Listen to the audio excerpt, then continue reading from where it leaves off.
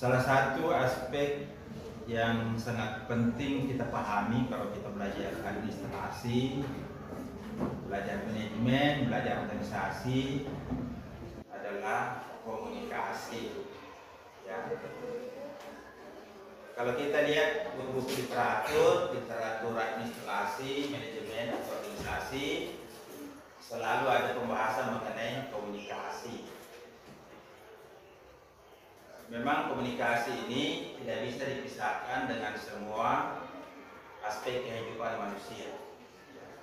Di semua bidang, sejak kita lahir sampai kita kembali menghadap Sang Pencipta, sejak dilahirkan sampai akhir, semua bidang kehidupan itu pasti selalu berhubungan, pasti selalu menggunakan komunikasi. Nah, saudara sekalian, dalam organisasi, manajemen atau administrasi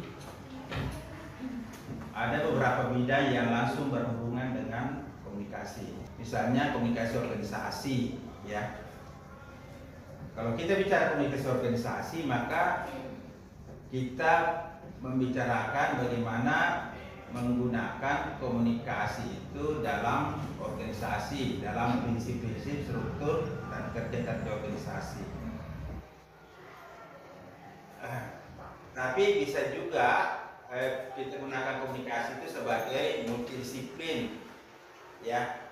Multidisiplin itu perpaduan antara satu bidang ilmu lain dengan komunikasi. Misalnya komunikasi politik, komunikasi pemasaran, komunikasi pendidikan, komunikasi kesehatan, komunikasi pembangunan, ya.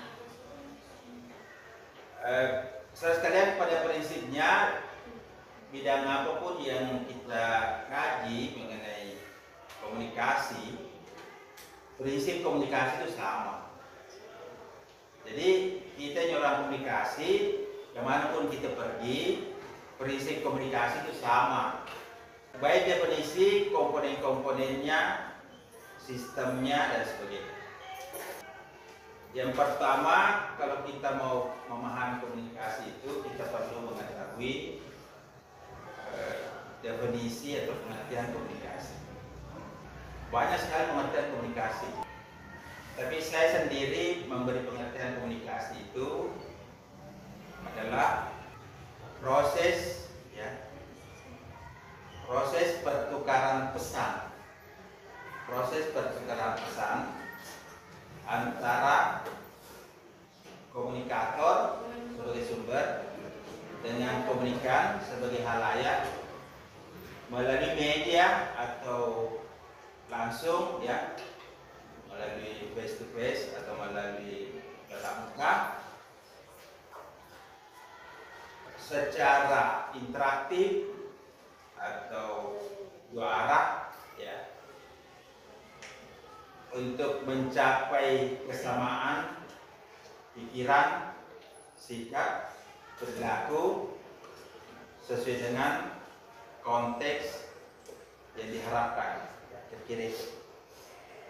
Jadi komunikasi adalah proses pertukaran pesan antara komunikator dengan komunikan, baik melalui media maupun tatap muka langsung, untuk menciptakan kesamaan pikiran, sikap, perilaku sesuai dengan konteks yang diharapkan. Di dalam pengkajian saya yang terakhir, di dalam komunikasi itu ada 11 aspek yang terkait. Ada 11, ya.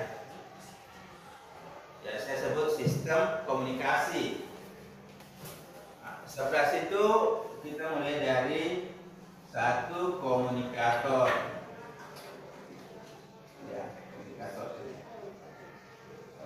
di dalamnya ini, ya.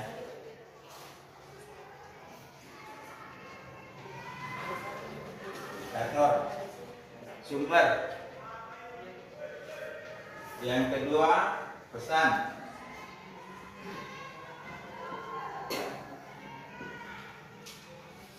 Yang ketiga, media.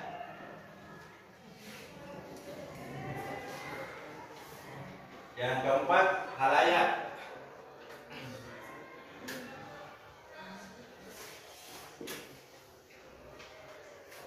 Yang kelima, efek.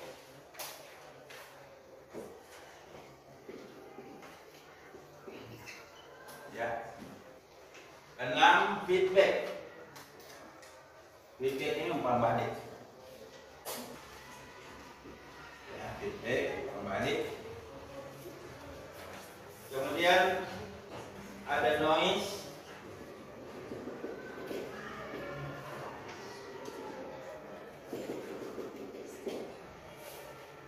Ada noise, ada konteks.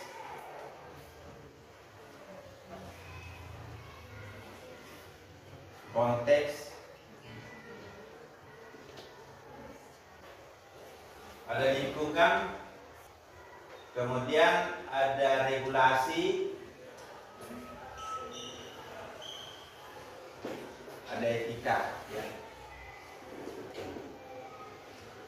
Oke, 11. 1, 2, 3, 4, 5, 6, 7, 8, 9, 10. 1, 2, 3, 4, 5, 6, 7, 8, 9, 10, 11. Saya pamati karena saya yang bikin. Saya bikin buku tahun 10 tahun yang lalu itu 9. Sekarang saya tambah lagi. Ini saya mau tambah lagi nih.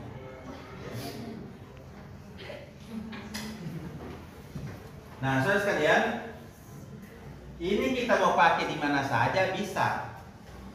Mau pakai di pemasaran, mau pakai di politik, mau pakai di administrasi, mau dipakai di manajemen, mau pakai di pendidikan, mau pakai di kesehatan, komunikasi pembangunan, bisa.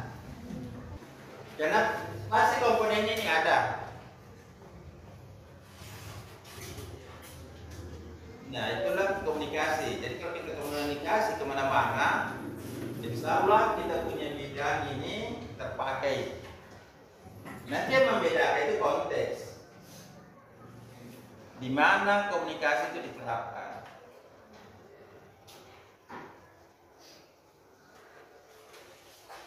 Nah, saudara sekalian, setiap poin-poin ini itu bisa dijadikan satu fokus penelitian. Setiap poin bisa kita jadikan fokus. Jadi sebenarnya Anda bisa fokusnya itu 11 komponen. Jadi ilmu komunikasi itu luas sekali. Kita bisa fokus penelitiannya ke komunikator, bisa ke pesannya, bisa ke medianya, bisa ke halayaknya, bisa ke efeknya, feedbacknya, noise, etika, regulasi, konteks atau lingkungan. Bisa juga kita gabung antara komunikator, pesan, media, halayak, tapi jarang digabung kecuali tes 2, tes 3. Kalau satu aja, ya namanya satu, tes 2, tes 3.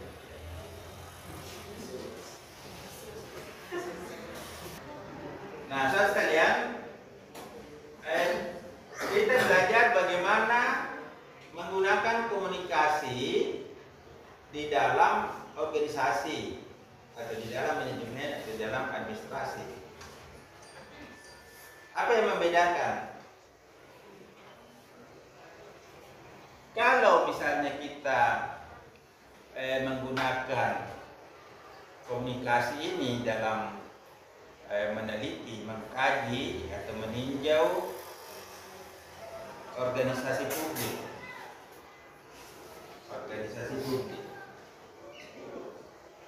Kita sudah belajar organisasi publik. Berarti yang jadi komunikator di sini siapa? Yang jadi komunikator di sini adalah instansi pemerintah.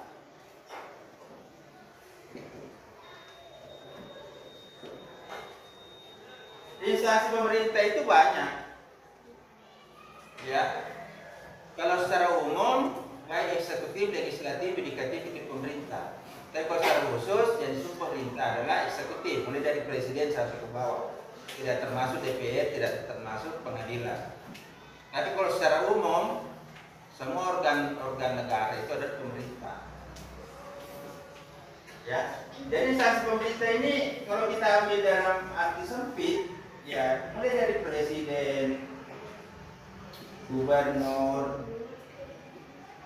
wali kota atau bupati, ya, camat,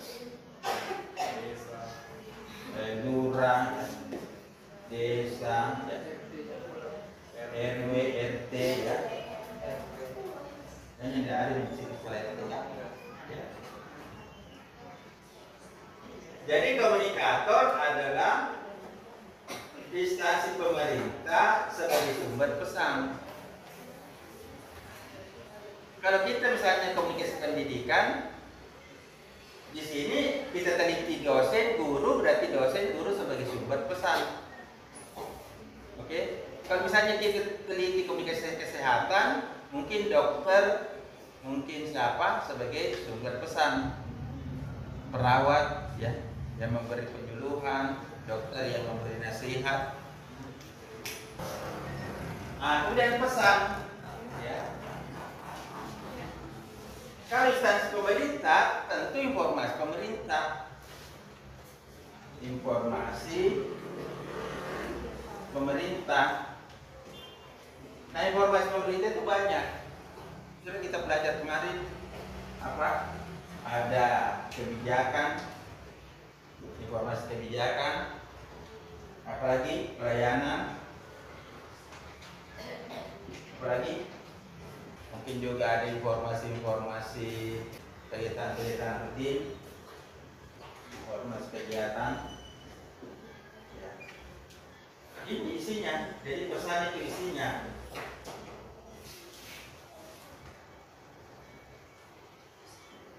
Kemudian media,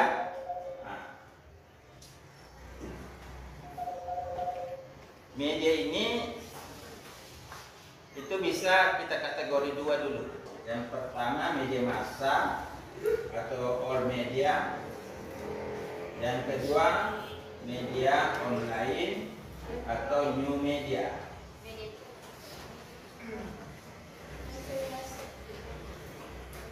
Media massa ini itu ada tiga. Ada surat kabar, ada radio, ada televisi. Media online juga banyak, ya. Ada web, ada media sosial, ada aplikasi-aplikasi, ada sistem informasi. Medsos ini banyak. Ada FB, ada Instagram, ada YouTube, ada Twitter, dan sebagainya. Ada TikTok, dan sebagainya.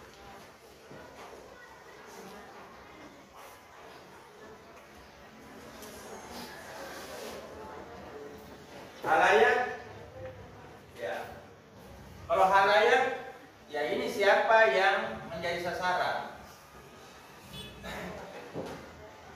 Ya, satu masyarakat, ya. Masyarakatnya lebih banyak. Kalau kita mau lebih, misalnya lebih spesifik, misalnya halayak ibu-ibu, ibu rumah tangga, anak-anak, anak sekolah, remaja, ya. Yang kedua bisa juga di sini halayaknya, komunikatornya itu adalah konsumen. Apalagi yang ketiga, ya warga, samanya masyarakat sama dengan warga atau kantor rakyat, ya. Kemudian efek.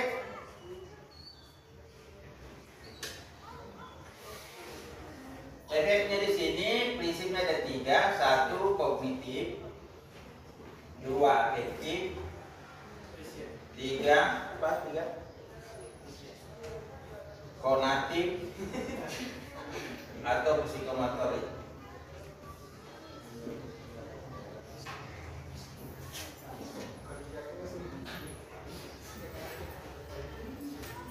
Nah, ini aja dulu 5, ya. Boleh juga regulasi, misalnya mengenai aturan-aturan apa, boleh kode etik ya. Kemarin saya menyampaikan artikel atau paper di konferensi internasional ISKI di Semarang ya. Saya menyampaikan itu dengan online.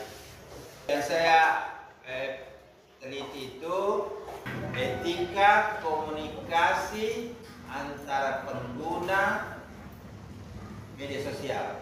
Ethics of sharing message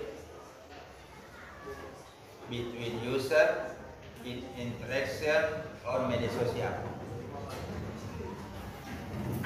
Etika komunikasi dalam menggunakan media sosial ya, di kalangan pengguna. Jadi sekalian, ini sudah kita paham teorinya. Channel.